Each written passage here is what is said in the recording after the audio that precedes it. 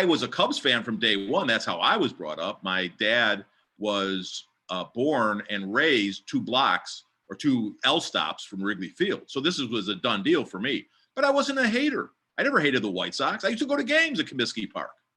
I love going to Comiskey Park. I cheered for the White Sox when they won the World Series in 2005.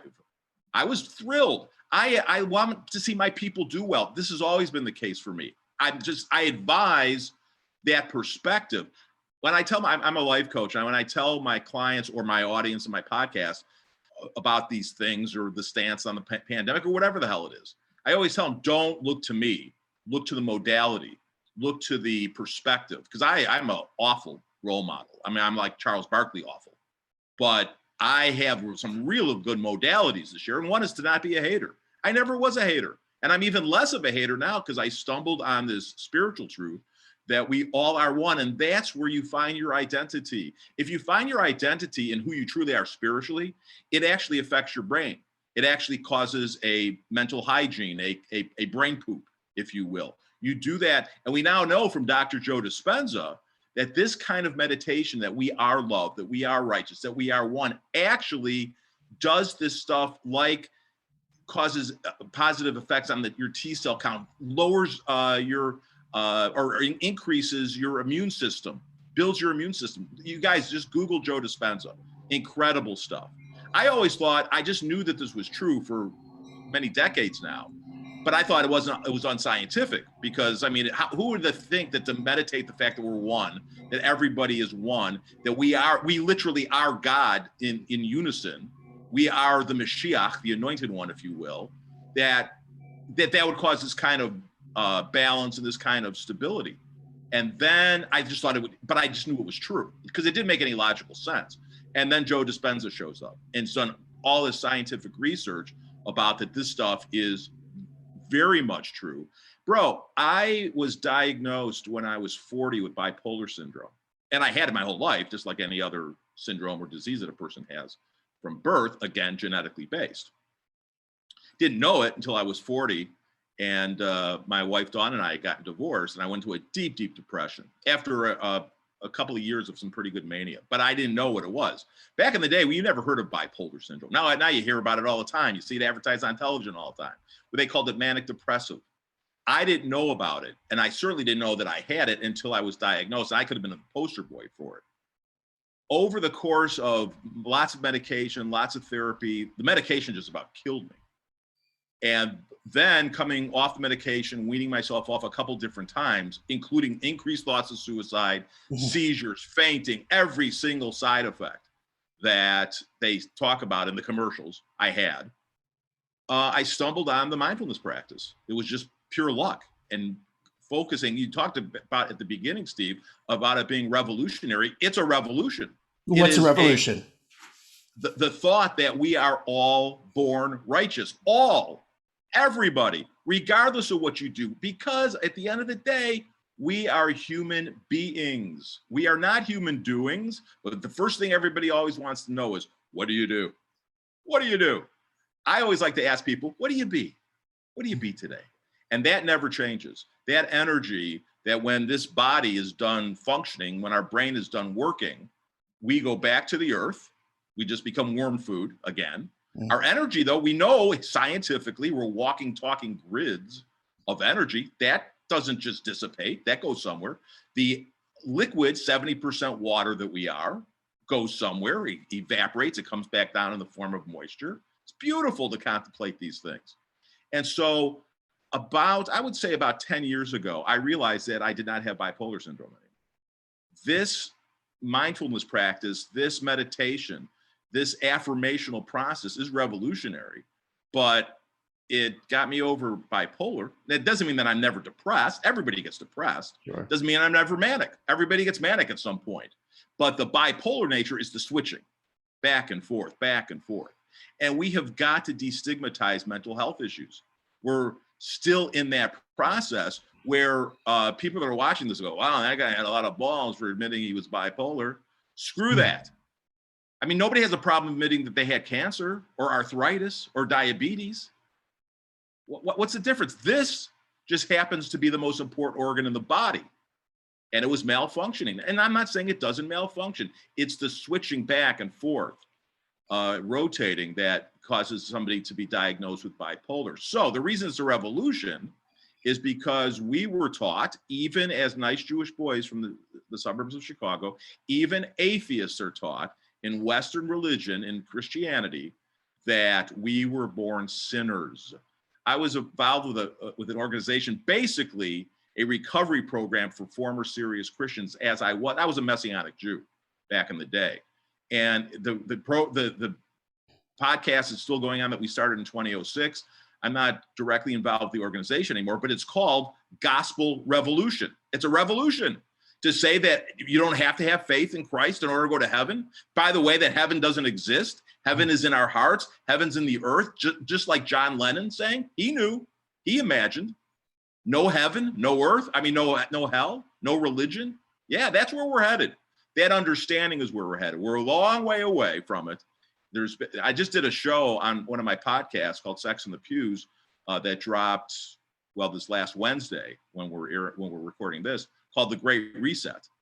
That you hear about this all the time in the with the pandemic. They want the Great Reset. Well, we're headed somewhere as a species, but we're not ready yet.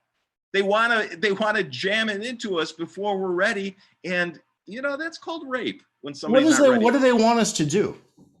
They want socialism, basically. They want what John Lennon's saying about. Socialism on steroids, to coin a phrase. And that's where we're headed. We're headed towards people realizing that we are one. That there's going to be a day, like, I don't know, maybe in 1,000 years, we'll never see it, but maybe this YouTube program will survive that. Who the hell knows? There'll be a day when there won't be money. We see there's called Bitcoin. We have. What do they call that? Cryptocurrency. There's going to be a day where there are no nation states. There's no borders, just like John Lennon imagined. We're seeing the starts of this. There's not going to be competition. There's only going to be cooperation. But we are so far away from that. And yet these people that get in positions of power control want to jam it down our throats or up our yahoos. And if you're not well lubed and you're not prepared and you're not consenting, that's called rape, ladies and gentlemen. I have a question. That's what the leaders of the world have been doing. They've been raping the planet. We're not ready for this stuff yet. Well, what are we ready for? I was ready for a sip of delicious espresso coffee. I brought my Deadwood mug on purpose because Deadwood is the greatest television show ever made, created by a guy named David Milch, who created an entire show about what I'm talking about here. Deadwood, South Dakota was founded in 1876 as a gold rush town, and initially there was no law. And they had to figure it out for themselves because there was no law in Deadwood, South Dakota. Well, it wasn't South Dakota yet. It was just in no man's land. It was between Native American land and the U.S. Territory. It was literally in no man's land. And the whole show, and a couple of years ago now, they came out with the closing movie after 13 years. The show hadn't been on television. They just ended it. HBO interrupted it after the third season because it was so expensive to do. But there was such a clamoring for a completion. They did a brilliant episode or a movie to wrap it up. But Deadwood became Deadwood, South Dakota. There was no law. Everybody had to behave out of their heart. What was in their heart? So, and now some people knew that they were perfect and righteous. The minister there did. He ended up dying of a brain tumor. Spoiler alert. This was Deadwood. Yeah, no, but I was just thinking about one of the later episodes when you hear a knock at the door, and he's like, "Hello, it's Alfred Swirlingen." He's just very polite.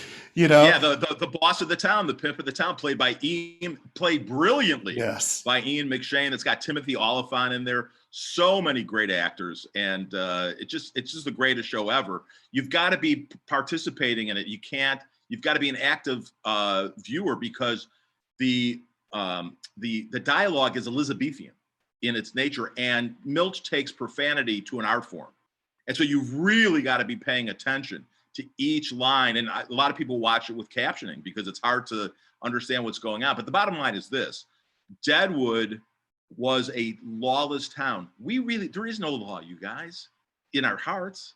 The law of God, the 10 commandments, by the way, there weren't just 10, there were 613 Mitzvahs. sayings.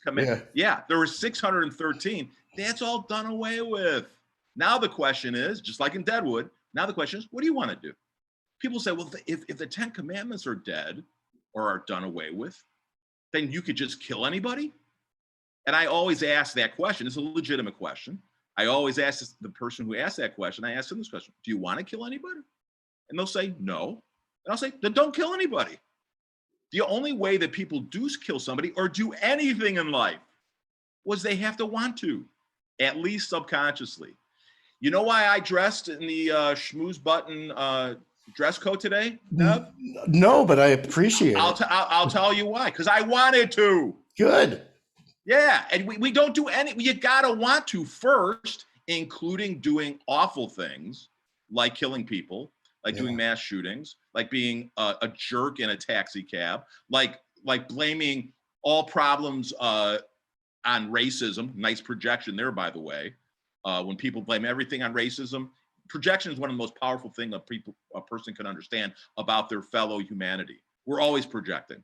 I watched one of actually my first guest that I'd had on is a lovely retired Army colonel, and he grew up in the Bronx and joined, was an ROTC candidate, became an officer, did 2 tours in Vietnam, and he was saying that, look, aside from a couple moments of anti-Semitism, which were minuscule among friends of mine that didn't know I was Jewish, I didn't feel that in the Army. I didn't, and it goes against the grain. And this could be ascribed to any ethnic situation. What's his name, Steve? Richard Kurtz.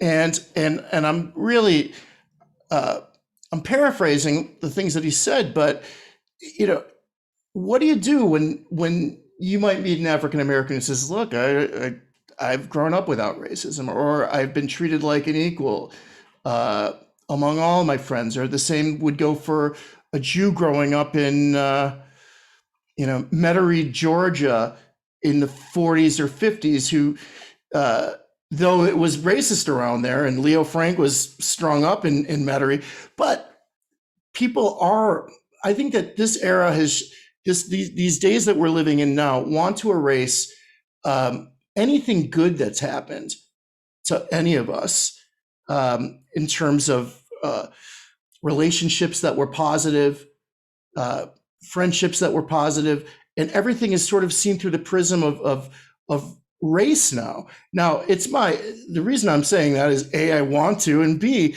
I do believe in the possibility of humanity, and that we, like your introduction, beautiful humans. Doesn't that make you feel good to say it? It really does. Honest to God. The thing about the meditation, about the mindfulness practice, however, meditation just means, all these words mean something. Gospel, for example, doesn't mean it's the truth. That's not what, people say, that's the gospel truth. No, right, I like that.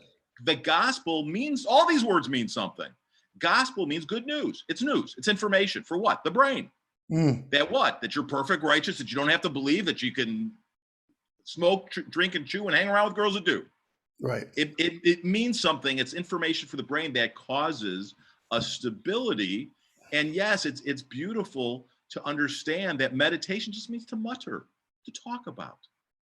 And when you hear, there's something powerful about hearing. Like when you sing a song, Steve, and you wrote a beautiful lyric. I could read the lyric, I could read a poem and get a lot out of it. When I hear you sing it and hear it with my ears, it has a proportionally much greater impact on my soul. So we have our heart, we have our spirit, if you will. We are one, we are perfect, we're righteous inside. And then we have our soul. That's where we live. When people say, I got to get out of my head, I'm like, then die, because you're never going to get out of your head. That's where we live, you guys. And the key is to get the information, the news, from what is already there. It's resident in every single human heart. Oh, come on, Glenn, not Joe Biden's, not Donald J. Trump. Yeah, those guys. Not Adolf Hitler. Yeah, Hitler. It was there. Yeah. It didn't get here enough, and it doesn't get here enough for anybody, but it can get there more. And so when you realize that the key to this thing is that we're looking for love in all the wrong places. We're looking for our identity in our political parties, in our tribe. And that is what social media has done. It has made us go to our corners even more so, because all you got to do is look on somebody's Instagram or Facebook feed and know where they are politically.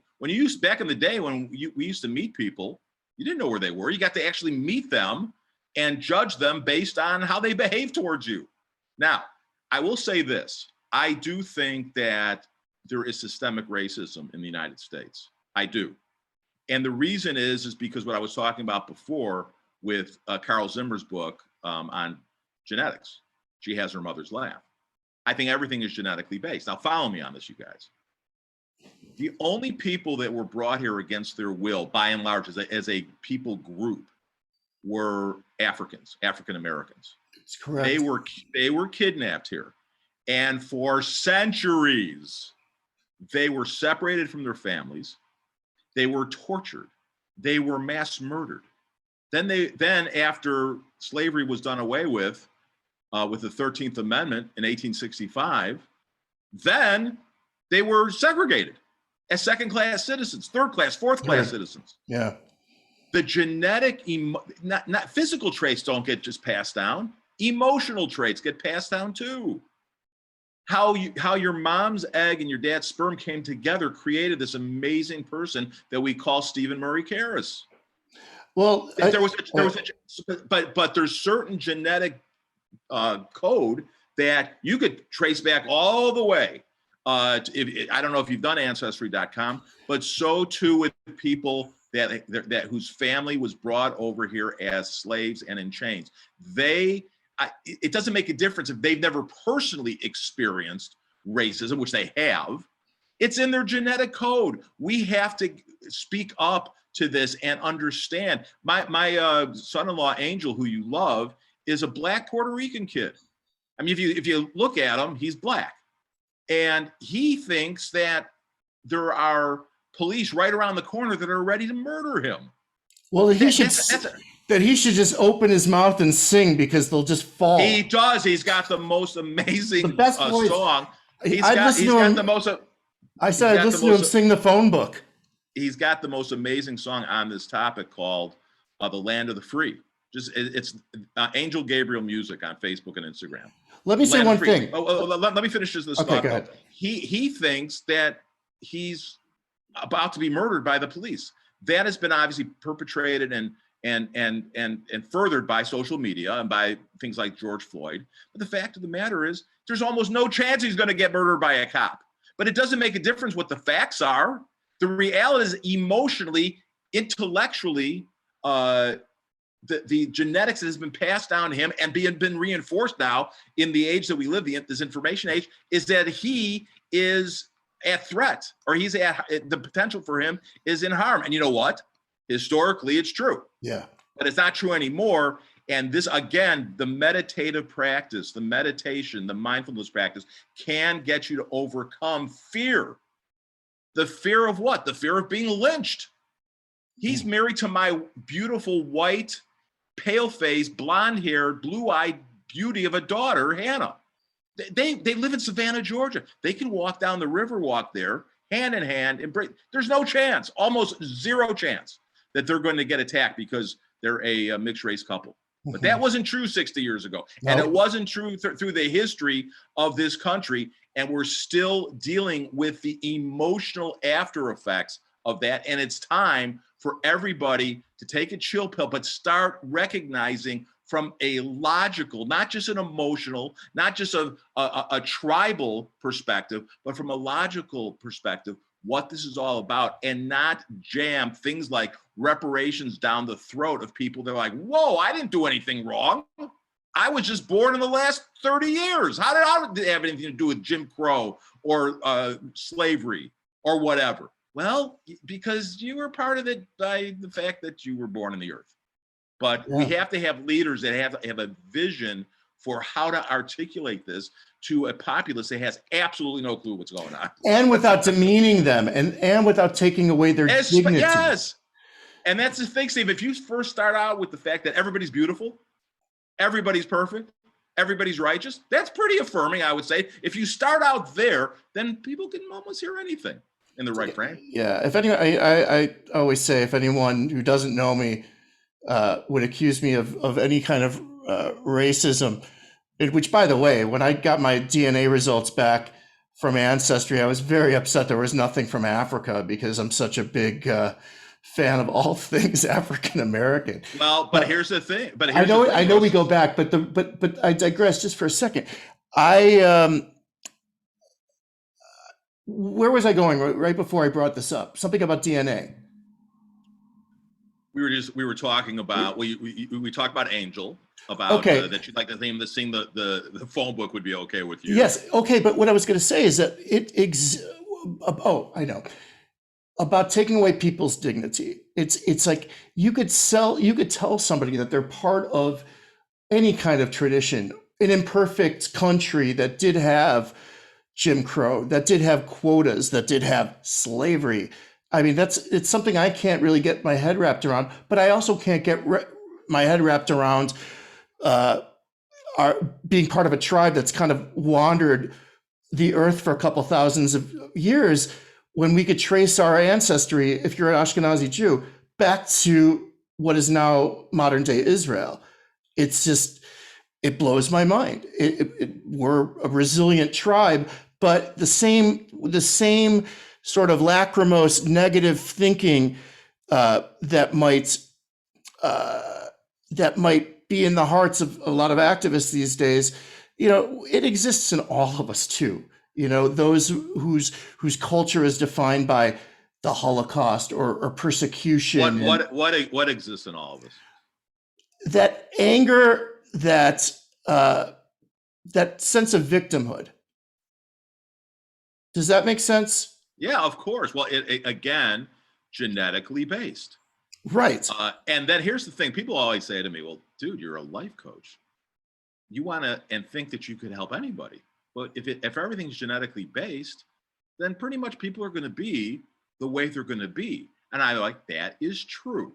But I don't know who's going to hear this show and see this show and think, I might go to gospelrevolution.com, who's like a struggling Christian, because they know that it's, just complete bullshit, for example. Can I say that? Bullshit? Sure. Or who, I don't know. I often talk to homeless people, but I don't talk to them as a homeless person. I talk to them as a person. You'd be amazed at how cool they are and how, like, a lot of super intelligent. I don't know if that homeless person is going to turn their life around by something I said to them, because I don't know what their genetic basis is. I know what's happening right now to them. I only know what I see.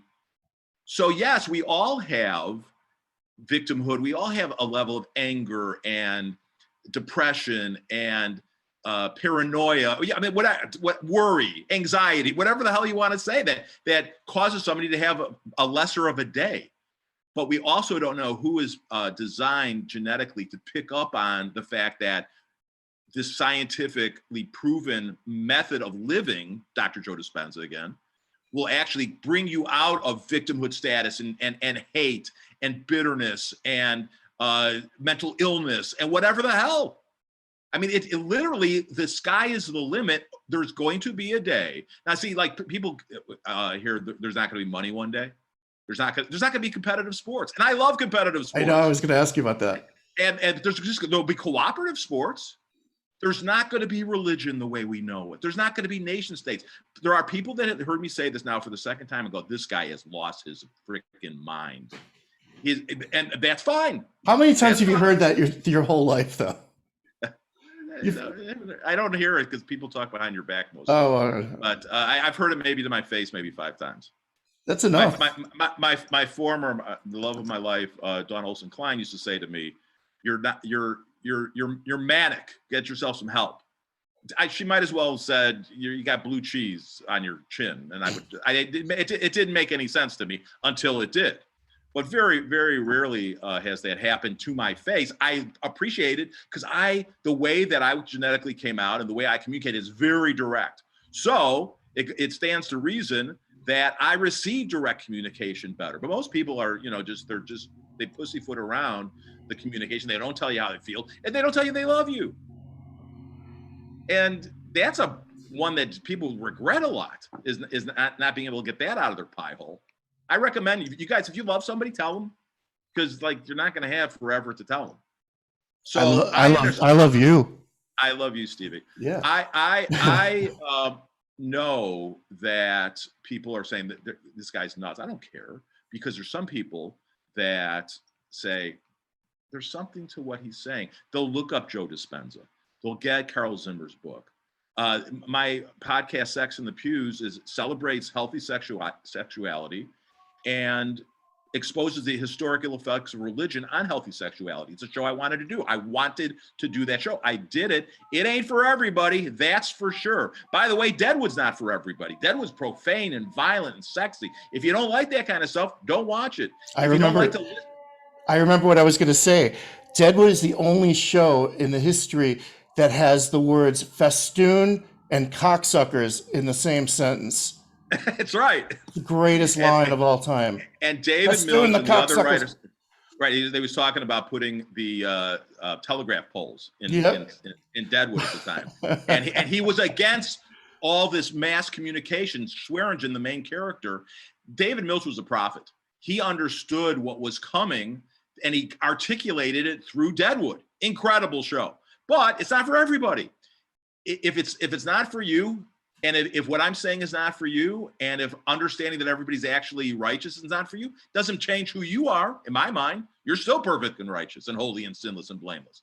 You could believe, you don't have to believe. You could be an atheist, a Satanist, you could do anything. The murderers are perfect righteous. Here's one thing that you find out about these mass shooters and these serial killers. Most of them came from strict religious backgrounds. And the mass shooters now, we're finding out a lot of them belong to what's called this incel movement, involuntary celibates, and it's a thing. Really? And I've heard of that, but they're sexually frustrated guys because they're buying the lie that everybody's having wonderful sex and everybody's having sex all the time, and it's not true, and they feel left out, and of course it's projection. They're self-loathing.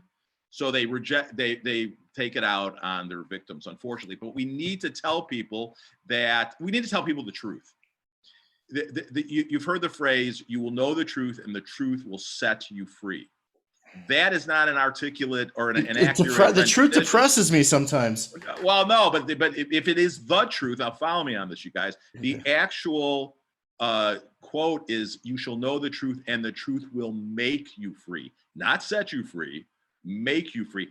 Freedom is a process, and it's ongoing forever. The truth, if something is not the truth, if it's only true for a few people, the truth is always universally true. Gravity is the truth because everybody is apt to be affected by gravity. The love of God, if you will, is the truth because it is not a respecter of persons. Everybody is loved. Everybody is perfect. Everybody's righteous. That's the truth because it's across the board. Were you always So wait, hold on, Stevie. When you get depressed, it's either for two reasons. It's not the truth. It's a truth that you heard. A truth. Or it's so much change, like the fact that everybody's righteous. The number one cause of stress is change. Even good change is stressful. This is why the mindfulness practice is so important. You guys, we're doing this all day freaking long. We're doing this. Do you know that this society is under more stress in a month than our ancestors were in their entire lives? My doctor just went to a seminar. They taught him that. You know why? Because we do this. Every single new image, every bit of information that we get is a change. It is stressful as F. We are under tremendous stress. That would be a reason that it would depress you, because fingertip information, all kinds of fingertip information, whether it's true, whether it's not, if it comes flooding in, it's kind of like in the morning. Like my morning ritual, I want to have a few minutes to myself. I don't want to look at the phone. I don't want to see if anyone's texted, emails. I want to go to the bathroom, give my daughter breakfast, like all of those things. But I need some moments. And I've gotten into the practice where I let her play on my iPhone, because she does the Roblox and she does like the TikTok stuff and watches it, and I feel free. I don't have to, I'm playing more guitar. I'm doing other things. I'm doing this. But what I wanted to ask you is, were you always searching for that sense of truth or freedom? I mean, I've known you my whole life, you always kind of moved to your own drummer, probably the most serious of your family. But there's also the similarities there too: the sports, the humor, the closeness of family and love. But like, since people really don't know you, talk about yourself, where you grew up, a little about your family, politically, and all this other kind of stuff. The answer is yes. I've always wanted to know the truth. I always wanted wisdom. And again, just genetically based. I just came out this way. And so I grew up in Chicago, in suburban Chicago, wonderful, loving parents, 2 younger brothers, in a, I would say, upper middle class, leaning center to left Jewish home, but non-religious home. And I was sent to a religious school at a congregation in suburban Chicago called B'nai Joshua Beth Elohim. And at the time, we started, before they even had a building, we were meeting in church basements and stuff, and church sanctuaries. And our rabbi there was a guy named Mark Shapiro, who just passed away recently. Yeah. What a nice guy. More than nice. Yeah, I liked him a lot. Thinker. He marched with Martin Luther King Jr. in Selma in 1963. So that was Rabbi Shapiro. Rabbi Shapiro had everybody at B'nai Joshua Beth Elohim agree that if your kid's going to be bar mitzvahed, that they have to go through on to confirmation at 16. Of course, the bar and bat mitzvah at 13, confirmation was 16. Now, Rabbi Shapiro understood that the bar and bat mitzvah coming of age event, it was really losing its meaning. But it was, a huge draw for the congregation. It's a huge moneymaker for a lot of industries, in the party industry, obviously. So he was like, you can be bar mitzvah, I'll still do your bar or bat mitzvah, but you got to be confirmed. You got to agree that. Everybody would agree to it because they want to have their kids bar or bat mitzvah. By this time, B'nai Joshua Beth Elohim was the biggest congregation in Chicago, the most families. And so there were 2 or 3 kids on a weekend getting bar. That's why my family left. Because it got too big?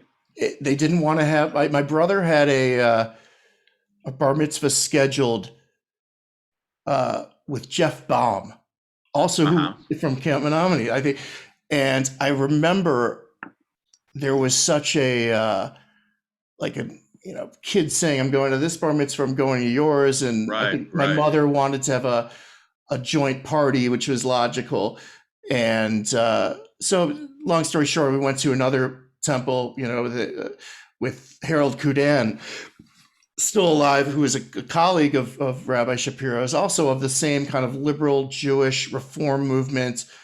Probably all grew up religious, but they were part of something that was so different for those of our parents and grandparents' age who grew up in more religious circles. Like I remember your Uncle Bert telling me, like he still remembered his bar mitzvah speech that he gave in Yiddish to the family, and I was thinking, wow, we've come a long way from that. Yes, yeah. So even their family came a long way from that, because my dad, who was the youngest son of the 4, Uncle Bert was the oldest. He wasn't in bar mitzvah. He wasn't sent to religious school.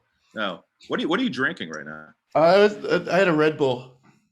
All right, the key, you talked about a real broadcaster. The key before you go on air is not to drink anything with carbonation, because you're grepsing a little bit.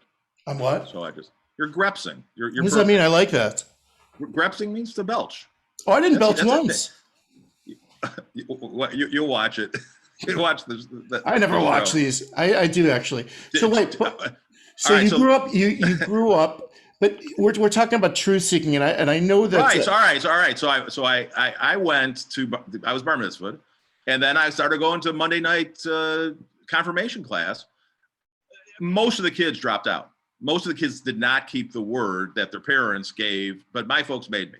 And I was so glad they did, because I really grew as a human being during those 3 years, to the point where there were only about 50 of us left in our confirmation class. But Rabbi Shapiro picked me at 16 years old to give one of the sermonettes at the congregation. And the place was packed out. At this place, at this point, BJBE could seat a couple thousand people, which the place was packed. You guys, I think it's a mosque now, the old BJBE. It's an Assyrian church. Yeah. Oh, it is? And I think it was a mosque for a little. No, my friend's mom died, and I was in the basement, like they had their, people were paying their condolences and everything. I was like, how do I know this building? It was BJB. I couldn't believe it. I was like, I've been here. And it looks like the Astrodome on Milwaukee Avenue in Glenview. Anyway, so the place was packed, and Rabbi Shapiro knew what I was going to say. And I stood up there and basically said, I'm proud to be Jewish. That's what I got out of my religious years. I don't believe in God. I don't see any evidence of God. And I made a very good case. And here are my parents just kind of slinking down in the pews. Oh God. And there was there was, of course, a murmur in the congregation after I got done. Rabbi Shapiro, ear to ear smile. He loved provoking thought. How cool is that? And so, yes, even at 16, I wanted to know the truth. And then I had, you referenced Camp Menominee earlier. That was a summer camp that Steve and I both went to, that Jeff Baum went to, that tens of thousands of guys have gone to, a boys camp, residential sports-oriented summer camp in northern Wisconsin, that eventually I bought right out of college. And even in those days, I wanted to know the truth. And I went from being an atheist to having a near-death car accident when I was 19 up in the North Woods by the camp. Felt at the time that God had saved me for some reason. I now know that that wasn't true. It was just pure luck, and I was lucky. But that's what I thought. And that, at 19, thrust me into a many years study of spirituality. I looked into everything, including Judaism and Islam and Christianity and transcendental meditation and Confucianism and Rastafarianism and Buddhism, and nothing ever really stuck until I was 25 years old, and I was reading a book on what the author called the end times. I was always very interested in politics, and I thought that World War III was going to happen in 1980, 79, 80, when the Soviet Union at the time invaded Afghanistan. And it did not happen, of course.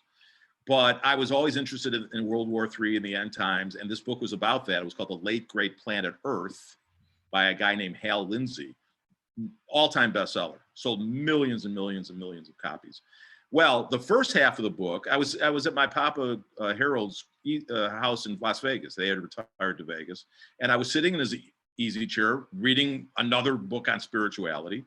The first half of the book, Lindsay makes the case from the Hebrew scriptures that Yeshua, Joshua, Jesus, they call him Jesus, his actual name was Joshua, Yeshua, actually fulfilled the prophecies of the Old Testament. They call it the Old Testament, Yeshua, and the disciples called it the scriptures. I call it the scriptures, so they did. And I, again, I prayed every kind of prayer. And in the book, it says, given the evidence, the guy makes a great case for it, by the way. He said, given that evidence, will you accept this in your heart? And I said, yeah. I said it out loud, yeah.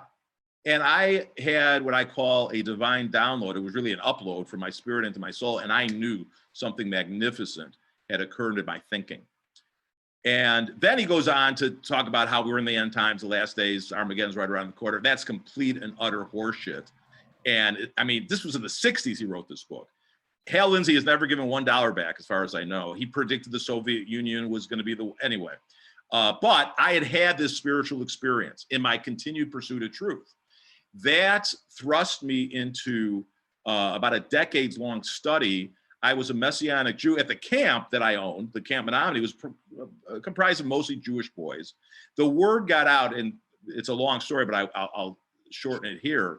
The word got out that I was, quote, a Jew for Jesus. And you remember those days. The truth, I was never a Jew for Jesus. Right. The Jews for Jesus is an organization like Black Lives Matter and like the Sure, Democratic sure. Party. But I was a Jewish man who thought that this Mashiach, this anointed one, this Yeshua, this Jesus had done something special, and it had an effect on me.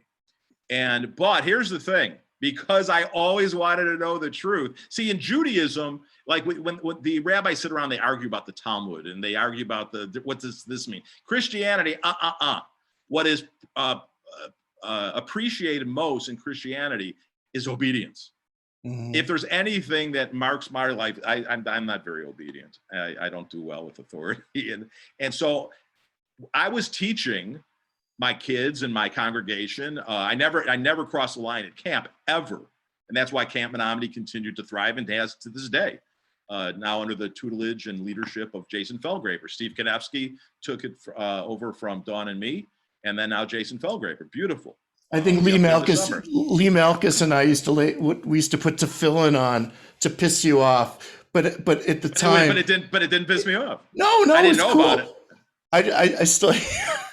This is no one except you, and we won't even have to go there. But since we're talking about it, I just remember when Alan Wasserman owned the camp, and they served ham, and I just still remember Lauren Blumenfeld telling Al, and just very strong gesture, I won't eat it. You know? Well, it wasn't. We didn't just. That was actually us. Oh, we Dawn was in charge of the food service, the mess hall, and it was part of deli night. So there was ham, there was corned beef, there was roast beef, there was turkey, and there was sliced ham. Well, the Menominee had never served ham. That was, oh my God, that was there was ham with Al Wask, because in 1979 there was ham, because that was probably one of the first and last times I ever ate it. Mitch Malkus, Lee Malkus's brother, is a rabbi. Yeah. Yeah. So anyway, in my continued pursuit of truth, what I was teaching, because what I had been taught, it wasn't making any sense to me at some point, because I started seeing mistranslations in the Bible. And then I went back to the original languages that the Bible, the whole Bible was written in, which is the Hebrew, the Greek, and Aramaic. And I found out, and here's what I found out. I found out pretty much what evangelical Christianity, what traditional Christianity, there's over 45,000 Christian denominations. You talk about the truth or a truth. You don't need any denominations for the truth. It applies to everybody, no matter what you believe. 45,000 Christian denominations. And I found out pretty much what they teach is 180 degrees opposite what is actually in the original writ of the Tanakh, the Hebrew scriptures. The New Testament is not scripture. It couldn't be. It wasn't written yet. When they were talking about the scriptures, what became the New Testament writings. It's not the truth. The truth is that the New Testament is not the Bible, is not the scriptures. You would think somewhere, and the Bible's not the word of God. You would think somewhere in that book that's been compiled from the book of Genesis through the book of Revelation, that at some point in there somewhere it would say, what you've got in your hands right now is the word of God. Not one time. But here's what it does describe as the word of God. Us humanity, through the Mashiach, through the anointed one. We are all the word of God. The word of God. You talk about the tefillin, you wrap that around your head as frontlets between the eyes. Sure, it's literal. Right, yes, but that's not what it was talking about. It was talking about the mindfulness practice. That's what I think. It was talking about, if you keep this truth as frontlets between your eyes, you'll have a better day. You'll be full of joy, unspeakable, and full of glory. It'll cause you to think more effectively. It'll cause you to not see people as your enemies, but you'll see people as one, even if they are in favor of abortion, or if they're against gay rights, or if they don't believe in Black Lives Matter, or if they don't think that Donald Trump was the worst thing that ever came to the world. You'll just love everybody. Why? Because you'll love yourself, and you'll realize that you and everyone are one. And to the degree that you are loving, dropping the love bomb. How did that guy say it? So just in case it didn't record when I first said it, I was in Texas, and a cab driver told me that he'd had a bad customer. And I said, well, what'd you do? He says, I just turn around and zap him with super love. Zap him with super love. Zap him with super love. First, you got to zap yourself with super love, Sure. practically, and then it emits to a bad cab ride.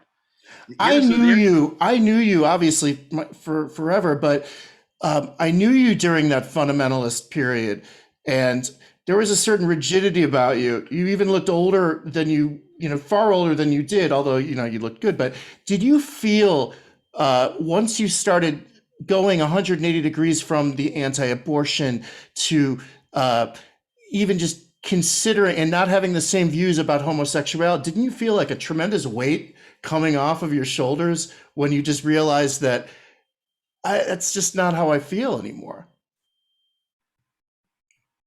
All right, so you asked me a yes or no question. The answer is no. You did not. No, and I'll tell you why. Good. Nobody's ever asked me that before. Mazel tov. Great question. So I get the big bucks. Exactly. Right. Here's why. Because what I was telling you before about why you get depressed when you're confronted with the truth. It was such a dramatic change. I didn't know about the mindfulness practice then. I didn't know how to manage stress. Part and parcel with my life coaching practice, basically what I do as a life coach, I'm a communications coach. And the most important communication is with yourself, self-talk. I didn't know about this. And so I was under tremendous stress coming, every single person that I had known during the religious years. And then they would see me smoking a cigar or having a drink or swearing or whatever. That was stressful for them. But no, I didn't know how to deal with it. It was only until I started becoming a stress management expert that I felt the weight drop off. And to this day, to the point where I have no problem not only admitting, but talking very favorably about my experience with mental illness. You talk about freedom. And ultimately, this whole process that we've been in, transitioning from being sinners to being righteous, without our involvement was not asked for. This is how we came out. We came out righteous. Nobody ever told us. Is incredibly stressful. But knowing that there is an ability to zap with love, that starts to lift the weight. Yeah. So now the weight of that aspect has been lifted. But I live on a planet. So do you, Steve. So does everybody that's watching us right now. That's being pressed down by gravity. We're always under stress, you guys. People, I said, I would like you stressed out. No, I'm not stressed out. As soon as somebody tells me they're not stressed out, I know they're stressed out. I was telling my daughter about, she's learning the bad words now. And believe me, knows probably a lot more than because I try not to curse around her or say anything. But I remember when I was 13 or 14, you would talk to my cabin or senior, we were either CITs or something, like, guys, you got to stop swearing so much. There's younger kids here. And we're like, if you do it, you're going to, you're going to be in trouble. And we all agreed. I walked outside the lodge and I swear within a second, I said, motherfucker. And you were like, Steven. And you didn't, I wasn't in trouble. You just kind of like, I'll let you off this one time. But like, it's so funny that like, why would a 13 or 14-year-old say motherfucker? Oh, 13 and 14-year-olds say it all the time. I know it's the best, because I think that when we were growing up, we couldn't curse all year. The second we got to camp, we were, and as I told you, I remember getting in trouble in one of my cabins, and Bob Bender, who was one of the director, called us a fraternity of perverts. And he was so right. Bob Bender is 84 years old now. God bless him. And he was my assistant director at camp. And I just talked to him recently. He's had some health struggles, but what did he call it? A fraternity of perverts. A fraternity of perverts. Well, there was some truth to that. Yeah, absolutely. I'm still a dues paying member. So you don't swear in front of Sadie? I do, but I try not to. Look, my father. Speaking of Al, from Deadwood. I heard my dad say just the worst curse words before I probably even knew how to write my own name. So but it didn't really, but it didn't. No, it doesn't matter. Let me tell you something. Right. My folks did not swear. I mean, Really? I'd get a Jesus Christ or a goddamn from my God folks once in a damn. while. Yeah. But they didn't use the F-bomb or shit even hardly. I learned it though. I think you guys give yourself a break. You parents, don't forget. I think 95% is genetically based. You're gonna be fine. And I will keep coming back to this because I want to give people a break, especially parents. You guys, you realize that China has speaking of abortion, they have a one-child policy still. You can only have one kid in China. And the male child is still the most favored in China, as it is, unfortunately, in many places in the world. People will abort their female fetuses. And a lot of times when they have twin girls that are produced because they didn't know, they give them up to orphanages. And they've been doing this for decades. Well, people around the world have gone to China to adopt children. These twins, these maternal girl twins, most of the time do not get adopted together. They separate them. And then you ever hear of Mark Zuckerberg? Yeah, a couple times, yeah. Yeah, he comes up with this concept of Facebook. And over the last 10 plus years, these girls that were separated identical twins at birth and adopted all over the world are finding each other. And they basically are finding out they've led identical lives, no matter what the socioeconomic background of their families were, no matter if it was a single parent, a hetero couple, a gay couple, whatever. And why? Because almost everything is genetically based. So because I need so much help, I have a couple different life coaches. And one of my coaches, he calls himself an intermediator. His name is Chris Harrington. He's amazing, from Texas. I told him about my concept that I think 95% is genetics and 5% is your experience, your upbringing, whatever. And Chris is very analytical. He's a numbers guy. He's the exact opposite of me. And as far as numbers are concerned, I'm analytical, but not as far as numbers. My dad there's no mathematical approach. Not really. Okay. But I'm learning. A lot of this stuff is science based. Like, for example, the original couple. You did come from Africa. We all did. Science proves that we all came from an original couple. Ironically, where the scriptures pretty much defines and locates the Garden of Eden. Having said that, Chris said, "Yeah, I can hear 95.5." He goes, "Do you know your way?" He goes, "Do you know your way from Tampa to Eagle River, which is where the summer camp is, and we still have a lake house?" I said, "Yeah." He goes, "How long does it take?" I said, "With stops, about 27 hours, about 1,800 miles." He said, "Can you drive it now without any directions?" I said, "Yeah, I know how to get from Tampa to northern Wisconsin." He goes, "Dude, what if you were 5% off in your directions to the west? What would happen?" I said, "I'd end up in the Pacific." He goes, "Exactly. So 5% is still pretty important." Yeah. So that's phenomenal. But having said that, you guys, you parents, you people, give yourself a break. And if you have an inclination towards the truth, if you have an inclination towards a healthier mindset or lifestyle, go with it. But don't be condemned by your being a screw up or by being you're perfect inside. You're not perfect in your head. Well, we self-shame ourselves. We shame ourselves. Yes. Screw that self-shaming. Yeah. Right. And as great as your morning practice is, Steve, I would recommend mixing in some Joe Dispenza stuff. Or if you guys go to my website, it's coachglennklein.com. First of all, you can be in touch with me. But the affirmations that I say every day are right there. You can memorize them. And there's a million different ways to articulate this. I'm going to. This is the first time hearing it. But I have my clients and my audience and Sex in the Pews and my other podcast, Glenn Klein Online, available to have these completely accessible. Remember, you got to hear them. It's like hearing a beautiful song that Steve or Angel sings or whomever. And it goes like this. You are perfect, righteous, holy, sinless, blameless, without a spot, without a wrinkle, and so is everybody else. And you and everyone and the Creator are one. I think nothing can separate you from this oneness. It's done. Nothing can separate you from yourself. You are the love of God. You are the perfect love. And that's it. That's how I start my day every day, before I pick up my phone, before I do anything. And that flow is all day long. I'm looking for ways to immerse myself, to baptize myself, if you will, in this truth, in the truth, all day. And you know what happens? I have a better day when I'm more focused on shit like this. Well, it's I had to be ready for you when we spoke.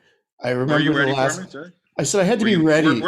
Were you moist? I was, yeah, no, but I needed to be mentally craving something like this, which I was. I remember waking up. Well, it's not hard to remember, but when I did wake up this morning, and my morning practices aren't so heroic. It's basically going to the bathroom. But it's not what I just said is not heroic. Fuck that shit, Steve. Fuck it. But stop judging. See, stop judging yourself, you guys. Just recognize who you are. It doesn't make a difference what you do, what your practice is. What I've been articulating to you for the last hour doesn't change no matter what. Sure. And would you say that we're the prior? Okay, so people's obsession of late with everything and everybody that they can't control, including themselves, the outside world, the news, the politics, have things broken the way they have because of this lack of touch with ourselves and understanding. Lack of touch with ourselves? How about lack of touch with everybody else during this lockdown? Yeah.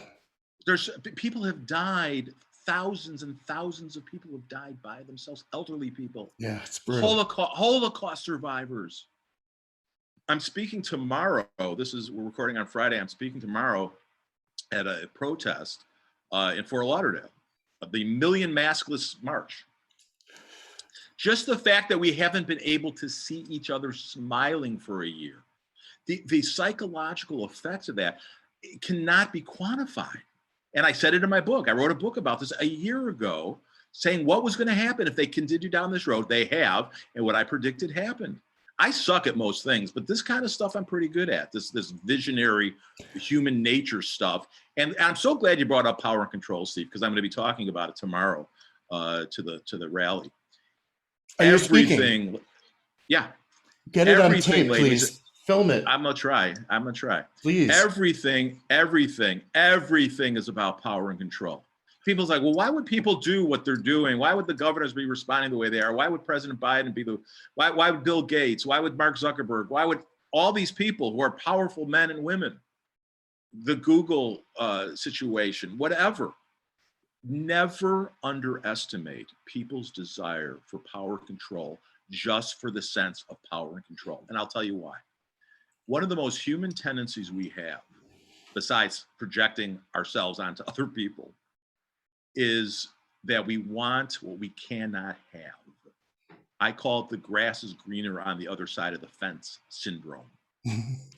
We know, at least subconsciously, we basically have no power control. I mean, I just talked about the twins in China. What control do they have, where they ended up being adopted, being given up for adoption, being born in China and growing up? We have no control, really. We know this, at least subconsciously, but we want what we can't have so bad. So we spend our entire lives looking for power and looking for control, or looking to be empowered or looking to be controlled. And certain type of personality traits, people that come out genetically a certain way, are control freaks genetically. Like if you're drawn to the clergy, if you're drawn to law enforcement, if you're drawn to the government, politics, the most control freaky profession that I've ever come across is being a residential summer camp owner and director. Hello. There's masochism involved in that as well. and sadism, for sure. Yeah, right. Now, let me tell you something. That I'm a reformed control freak. I want to see people freed up. I don't want to control people anymore, but I didn't know this at the time. And people will say, well, you're putting down people that are in law enforcement and military. I'm not putting people down. Everything is about power and control, and everything's two sides of the same coin. On the one side of the coin is a desire for control and to be controlled. That's why I was drawn to religion. No doubt about it. On the other side of the coin is I want people to be happy and I want people to be protected and loved. And so too, people in the clergy or law enforcement or in the military. Sure. There are people in law enforcement, first responders, that want to help people on the other side of the coin. But do not underestimate the other side, which is a desire for power and control. And you guys, the only way not to be controlled by the media or the government or your clergy or your spouse or your kids or your boss or society is through Dr. Joe Dispenza's concept of mindfulness practice. And when I say Dr. Joe Dispenza, he proved this stuff.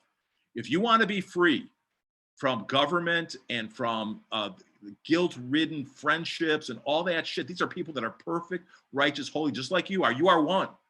They and you are one. But if you want to be controlled by them affecting your thinking and your emotions and your motivation, stay focused on your true identity as righteous. It's tzaddik, righteous in Hebrew. Righteous. Have a great trip to Fort Lauderdale. I think I'm going to have you on once every 6 weeks for the Glenn Klein. Well, you said you got to get ready for it. So I mean, it's this was my baptism of Glenn fire. Well, although I've been on your show several times. You have, and with much fanfare. But not as a host, not like I'm doing now, man. No, you did good. Right. Did I let you do your thing well enough? No, my thing is by not talking. I like listening to other people. I'm not a big fan of talking about myself. I really am not, as you know. But let's hang on 1 second. Don't go anywhere. But thank you, Glenn. That was great. Hey, let me say too, Steve. I've got room for 2 new clients right now. So if you're especially guys, I have men and women, but right now I'm looking for basically 2 men, middle age 30 to let's say 60, that are maybe in the middle of a transition in their life, or they may have some tragedy happening. They might be in a crisis. I'm really good at helping people with that, and I've got room for 2 spots. The first session is free. So awesome. if we vibe well together, you guys can email me at grow@coachglennklein.com. CoachGlennKlein.com is the website, or you can call me. My cell phone is 813-363-9545, and I will answer you. And awesome. We can kibitz. We can schmooze. We can schmooze. Well, you guys will schmooze with the best of them. All right, Glenn. Love you. Stay right there. Shalom, everybody. Shalom.